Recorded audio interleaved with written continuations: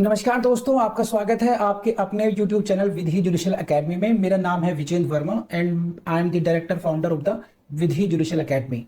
We provide coaching for the judicial services exams, and through this video we are trying to reach out to you to provide you full professional exam oriented coaching for the judicial services, and that is free of cost. Let's start section 23. This is section 23, very important, छोड़ ही नहीं सकते हैं। What considerations and objects are lawful and what not? कौन सी considerations and उद्देश्य जो है उनको lawful माना जाए और इसको लॉफुल नहीं माना जाए। पढ़िए। The consideration or object of an agreement is lawful. पहली बार समझिए, the consideration or object of an agreement is lawful. किसी भी करार के उद्देश्य को या उसकी कंसिडरेशन को लॉफुल ही माना जाएगा जब तक कि ऐसा ना हो, अनलेस इट इज सो। 1 ये आएगा भी। It means what is the general rule? General rule is that the object or consideration should be considered to be lawful unless the case is covered under section 23। जब तक कि जो case section 23 में ना cover हो जाए तब तक उस केस के जो ऑब्जेक्ट और कंसिडरेशन है उनको लॉफुली माना जाना चाहिए।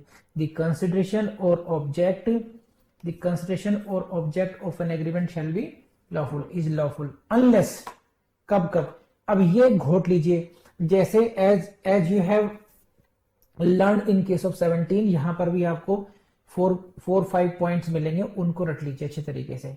कब कौन से पॉइंट्स देख लीजिए। Number one it is forbidden by the law।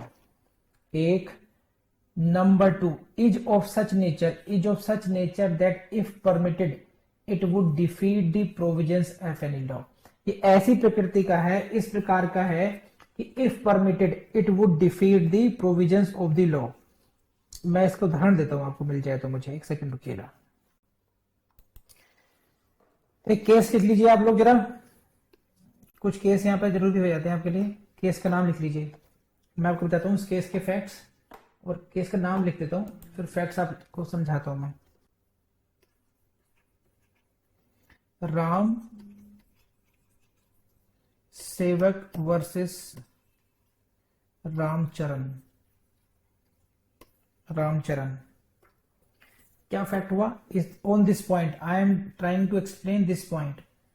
This is what if such of such a nature that if permitted it would defeat the provisions of any law। Ram सेवक वर्सेस रामचरण। क्या है ये? भगवान के बंदों ने क्या एग्रीमेंट किया? In this case plaintiff and defendant agreed that they should do a business in partnership। So there is no harm in the partnership business, but what they decided, agreement क्या हुआ? That they will not disclose certain activity or business in their account to evade tax। They will not enter into certain activity relating to their business into their accounts। जो वो business कर रहे हैं, suppose कीजिए 20% 30% part वो अपने accounts में नहीं दिखाएंगे। Why? With a view to avoid the tax loss से बचने के लिए हम कुछ परसेंटेज जो है अपने बिजनेस का उसमें नहीं दिखाएंगे। नाउ इसमें क्या हो? One partner suit the other. एक पार्टनर ने यानी राम सेवक ने या रामचरण ने एक को सूट किया। किस लिए किया? अकाउंट्स के लिए जी। अब प्रॉपर अकाउंट्स दिखाओ, अकाउंट्स के लिए सू किया। अपोज पार्टी ने कहा कि ये हमारा एग्रीमेंट हुआ था, it was agreed between you and me that we should not disclose the real accounts. तो how can you demand this accounts now? Court said this agreement if permitted would defeat the provisions of tax laws।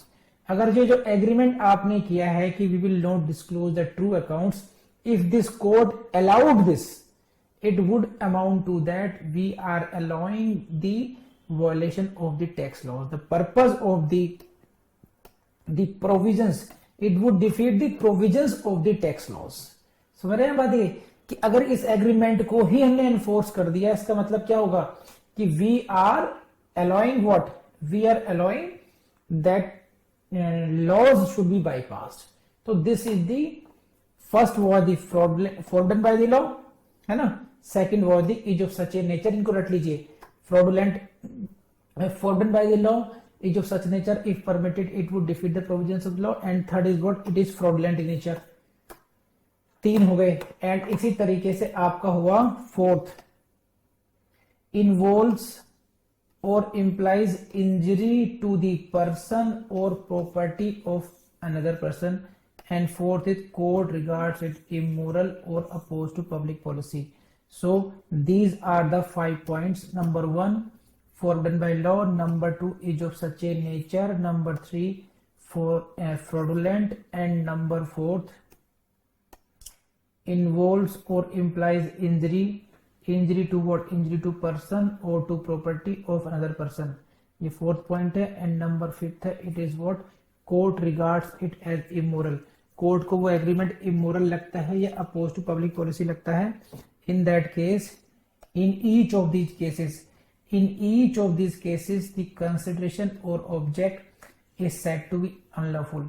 1 to 5 in these cases, मतलब इन ये जो 1 से लेकर 5 तक cases मैंने बताए, कौन कौन से बताए. Forbidden by law, is of such a nature that if permitted it would defeat the provisions of the law. Fraudulent, involves or implies injury to the person or property of another, or court regards it as immoral or opposed to public policy. जो 1 से लेकर 5 तक मैंने cases बताए, in each cases, इनमें से किसी भी हर एक मामले में ये माना जाएगा कि कंसिडरेशन या ऑब्जेक्ट उसका अनलॉफुल है. और every agreement of which the object or consideration is unlawful, it is void. अगर ऑब्जेक्ट या कंसिडरेशन अनलॉफुल होगा तो उसका जो परिणाम होगा ये होगा कि वो जो एग्रीमेंट है वो void होगा, वो शून्य होगा. वो बस बताइए कहाँ दिक्कत है इसमें. Now there are so many illustrations which you will have to read yourself. A to K illustrations, A to K should be read by you. किसी को समझ में आया नहीं आया जल्दी बताइए मुझे. You need to read the textbook for better understanding of this. In the crash course, it is possible only. So these are the 5 points. तो सिंपल सी बात है. What we have read in section 23. Section 23, it is dealing with what? Object or consideration.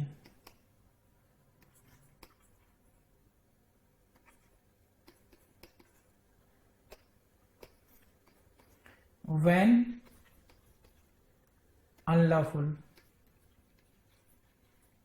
or when lawful. Fine. So there are 1, 2, 3, 4, 5 circumstances or 5 cases when the object or consideration is unlawful.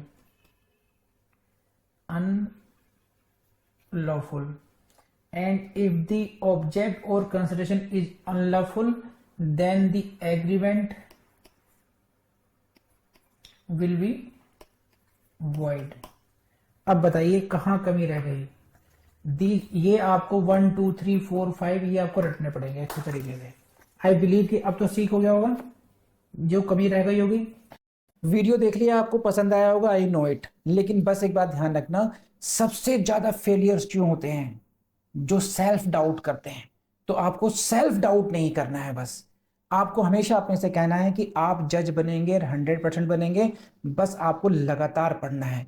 तो बस without wasting time, go to the next video and start learning. Thank you.